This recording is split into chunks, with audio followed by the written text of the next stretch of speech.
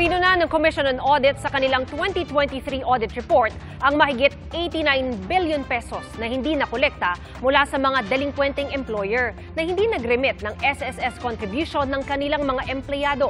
Yan ang aking sinaksihan.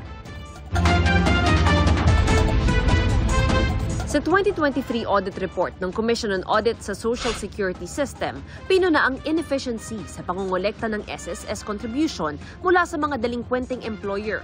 As of December 31, 2023, mahigit 89 billion pesos ang hindi pa nakokolektang premium contributions mula sa mga delinquenting employer na aabot sa mahigit 400,000.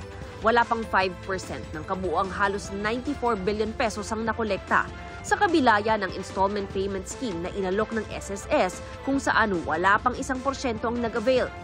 Halos 71,000 employer ang kung hindi inactive, under temporary suspension o di kaya ay sarado o dormant na ang account.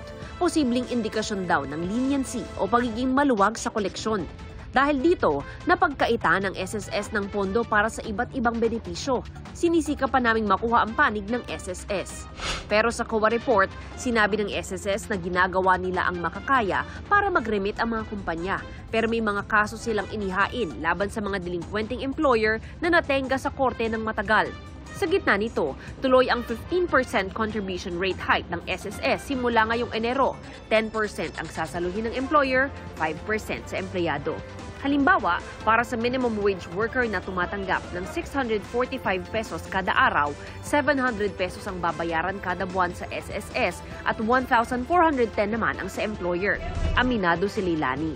Ngayon pa lang, mabigat para sa kanya ang kontribusyon na binabayaran niya sa SSS. Kung malaki naman yung bracket ng salary mo, medyo hindi mo mararamdaman. Pero kung minimum wager ka lang, medyo mahirap, di ba? Kasi sa dami ng gastusin ngayon.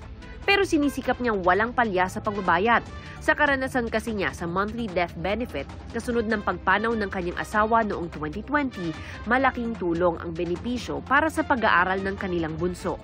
Umaasa si Leilani, voluntaryo niyang maitataas ang kanyang monthly dues sa sarili niyang kontribusyon para mas malaki rin ang makuhang benepisyo pagdating ng panahon. Hindi ka man maka-avail ng mga personal na insurances na at least ito, secured ka, di ba?